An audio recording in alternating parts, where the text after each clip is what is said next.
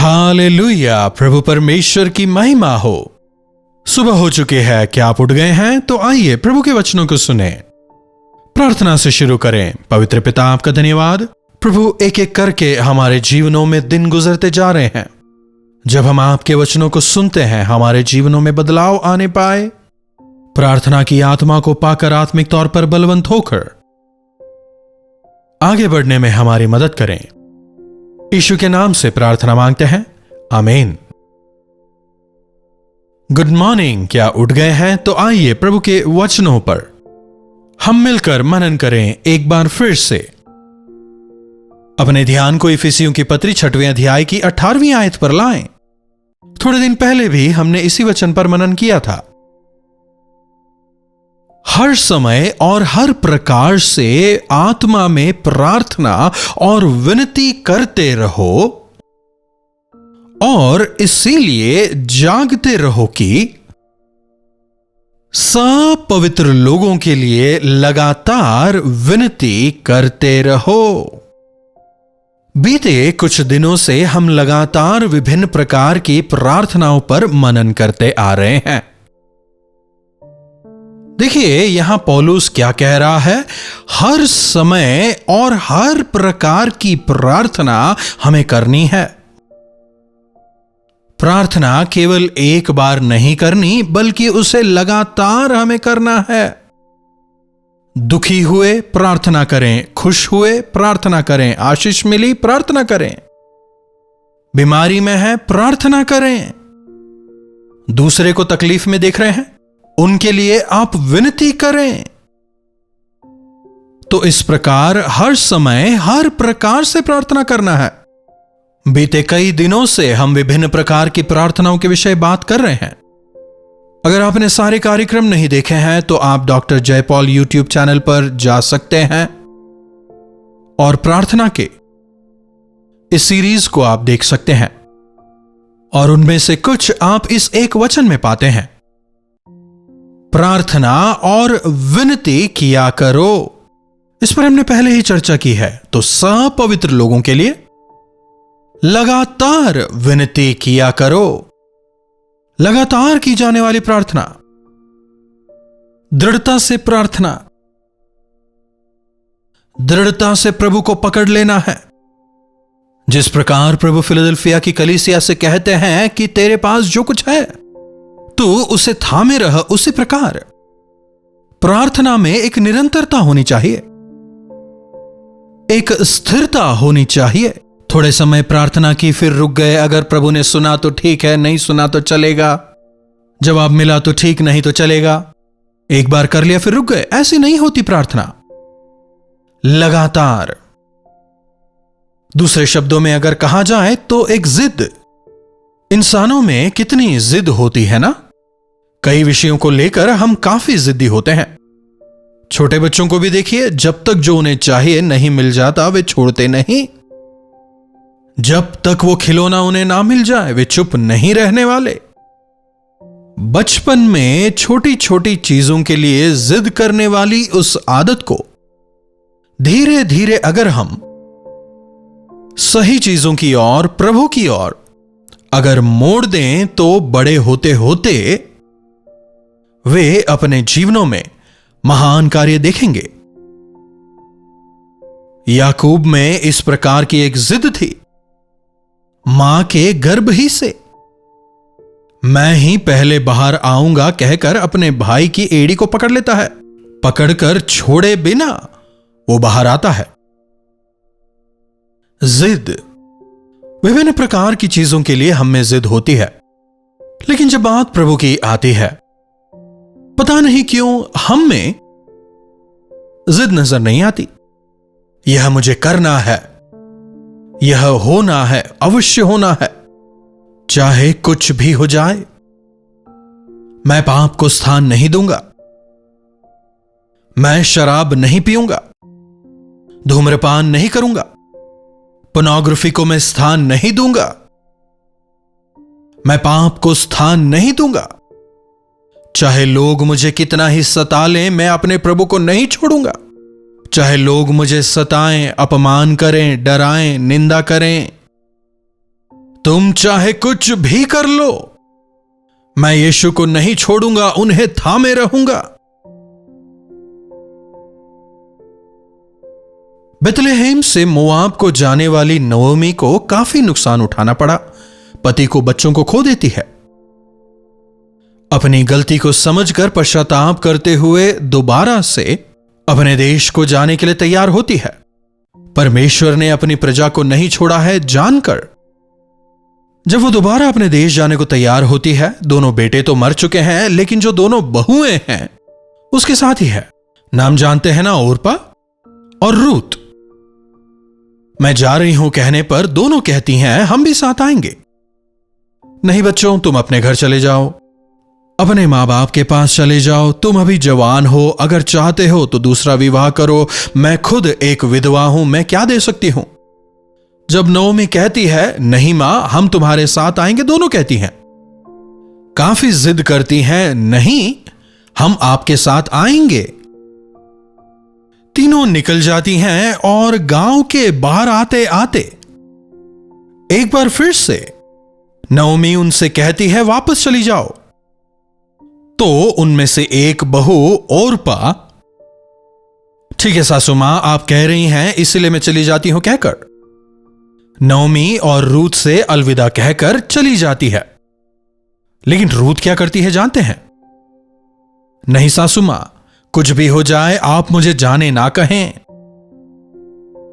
जिद के साथ नओमी के साथ रहती है, या यूं कहें उसे जकड़ लेती है, उसे पकड़ लेती है। नहीं, कुछ भी हो जाए आप मुझे जाने ना कहें। आपके परमेश्वर महान है। आपने अपने परमेश्वर के विषय जो कहा, मैं उन बातों पर विश्वास करती हूं, मैं मानती हूं। मैं आप ही के साथ में आऊंगी। आप ही मेरी मां है, आप ही मेरा परिवार है, आप ही मेरा सब कुछ है। मैं आप ही के साथ आऊंगी, आपको नहीं छोड़ूंगी। आप जहां जाएं मैं आपके साथ आऊंगी।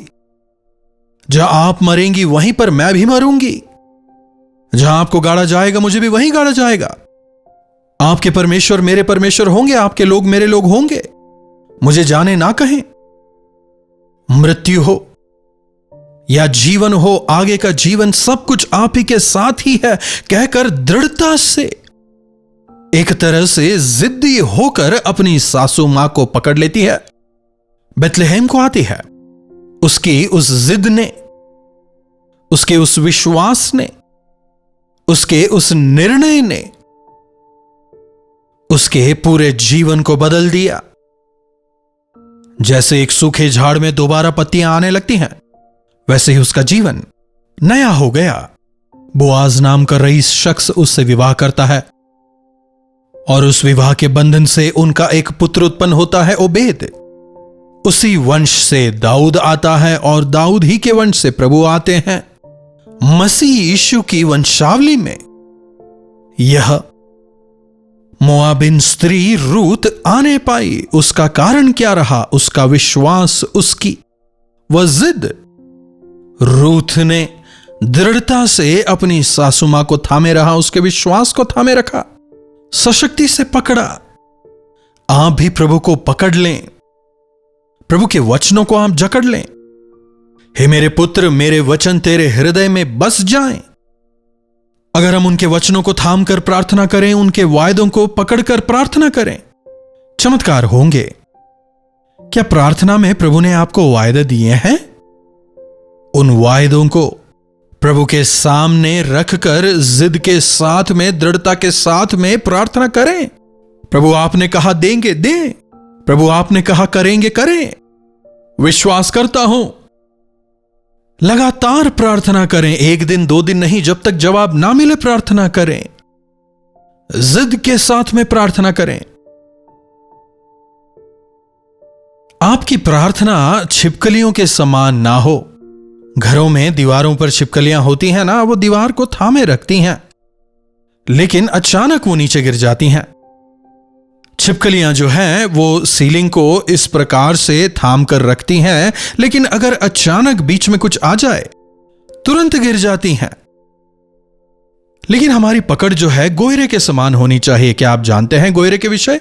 बीते जमाने में पहाड़ वगैरह चढ़ने के लिए वे इसका इस्तेमाल करते थे। एक छिपकली के समान होता है यह। अगर उस गोयरे को रस्सी में बांधकर ऊपर फेंकें तो वो दीवार या पहाड़ को इस प्रकार से जकड़ लेता था।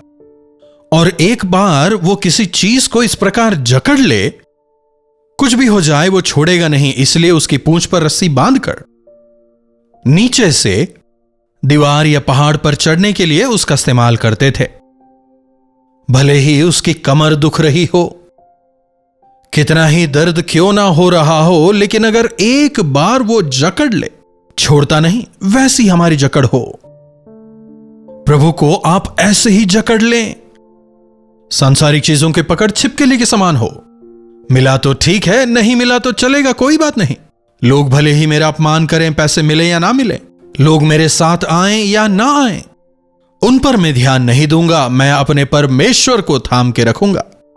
सांसारिक चीजों के विषय में ज्यादा फिक्र नहीं करूंगा, लेकिन मैं अपने परमेश्वर को नहीं छोड़ूंगा। आज से इसी प्रकार की एक जिद की प्रार्थना आप करें, जकड़ कर प्रार्थना करें। उनके चरणों में हमारे जीवन के हर एक उत्तर को हम पा सकते हैं। उनके चरणों को पकड़कर प्रार्थना करें।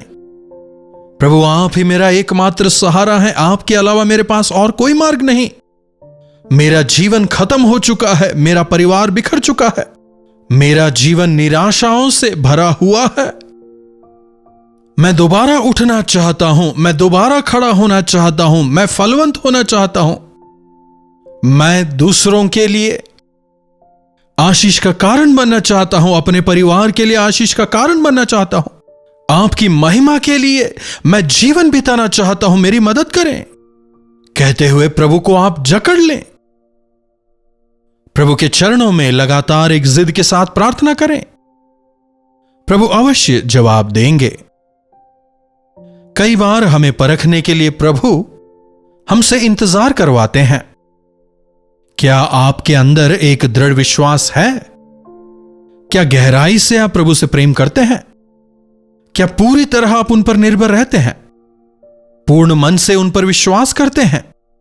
यह कब समझ में आएगा? जब सब कुछ ठीक चल रहा है, कोई परेशानी नहीं है, कोई तकलीफ नहीं है, उस समय आपने एक बार प्रार्थना की और छोड़ दिया। तो ऐसी परिस्थिति में हमारे प्रभु के प्रति प्रेम की, विश्वास की परख कहां हो रही है? प्रभु पर जो आपकी पकड़ है वो कहां नजर आ रही है? जागते रहो कि सब पवित्र लोगों के लिए लगातार विनती किया करो। लगातार जागते हुए प्रार्थना करो, विनती प्रार्थना करो। हमने इन पर मनन किया है। आज से हम प्रभु को जकड़कर प्रार्थना करें, जिद के साथ में प्रार्थना करें। जब तक प्रभु ना दे दें, जब तक प्रभु ना कर दें, हमारे विषय उनके वायदे जब तक पूरे ना हो जाएं, हम प्रभु के कदमों को थामे रखें। उनके आगमन तक अपने उद्धार को हम दृढ़ता से थामे रखें। देखो, मैं शीघ्र आने पर हूं। जो तुम्हारे पास है उसे थामे रखो। क्यों ना हम इस वचन को भी देखें। प्रकाशित वाक्य उसका 5वां अध्याय 11वीं आयत को पढ़ रहा हूं, गौर से देखिएगा। लिखा है, मैं शीघ्र आने वाला हूं और जो कुछ तेरे पास है उसे थामे रह, कि कोई तेरा मुकुट छीन ना ले, कोई भी तेरा मुकुट तुझसे छीन ना ले। इसलिए दृढ़ता से तेरे पास जो है उसे थामे रख। लगातार जिद के साथ प्रभु से प्रार्थना करें। प्रार्थना के जवाब को आप पाएंगे। परमेश्वर के चमत्कारों को आप अपने जीवन में देखेंगे और अपने जीवन से प्रभु को महिमित करने पाएंगे। छोटी प्रार्थना। पवित्र पिता, आपका धन्यवाद। प्रभु, लगातार प्रार्थना करना हमें सिखाएं, जिद के साथ प्रार्थना करना हमें सिखाएं। जो कुछ हमने आपसे पाया है उन्हें दृढ़ता के साथ में थामते हुए आगे बढ़ना हमें सिखाएं। संसार में जब हमारे सामने परेशानियां आती हैं, तकलीफें आती हैं, जब चुनौतियों का सामना करते हैं, उनके सामने भयभीत होकर, डरकर संकोच करते हुए आगे बढ़ने वाले हम ना बने, बल्कि आपके दिए उद्धार को, अपने विश्वास को दृढ़ता से थाम कर आगे बढ़ने का अनुग्रह हम सबों को दें। यीशु के नाम से प्रार्थना मांगते हैं, आमीन। अब हमारे पिता परमेश्वर का प्रेम, प्रभु यीशु मसीह का अनुग्रह, पवित्र आत्मा की संगति और सहभागिता हम में से प्रत्येक के साथ आज, कल और सर्वदा बनी रहे, आमीन। प्रभु परमेश्वर की महिमा हो। अपने प्रार्थना विषयों को आप हमें 9884907779 पर व्हाट्सएप, वॉइस मैसेज या टेक्स्ट के जरिए भेजते रहिएगा। हम आपके लिए प्रार्थना करेंगे, आप भी प्रार्थना करें, चमत्कार देखेंगे। अगर चैनल को सब्सक्राइब नहीं किया है तो चैनल को सब्सक्राइब करें, लाइक और शेयर करना भी ना भूलिएगा। इन्हीं वचनों के साथ आज मैं आपसे विदा लेना चाहूंगा। दोबारा मिलने तक प्रभु का अनुग्रह हम सबों पर बना रहे।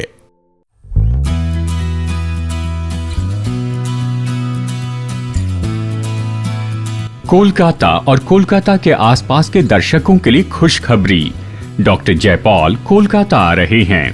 तारीख है 4 मार्च दोपहर 2 बजे से शाम 7 बजे तक। जगह है Bible society of India, Jawaharlal Nehru road, Dharmatala. अधिक जानकारी के लिए संपर्क कीजिए 8939527527 या 9884907779 पर।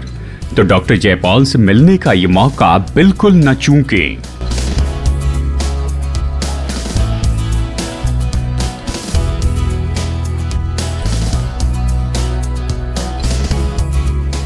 कलवरी दर्शन, ये है प्रेम के दर्शन, यीशु प्रेम के दर्शन। कलवरी दर्शन, ये है प्रेम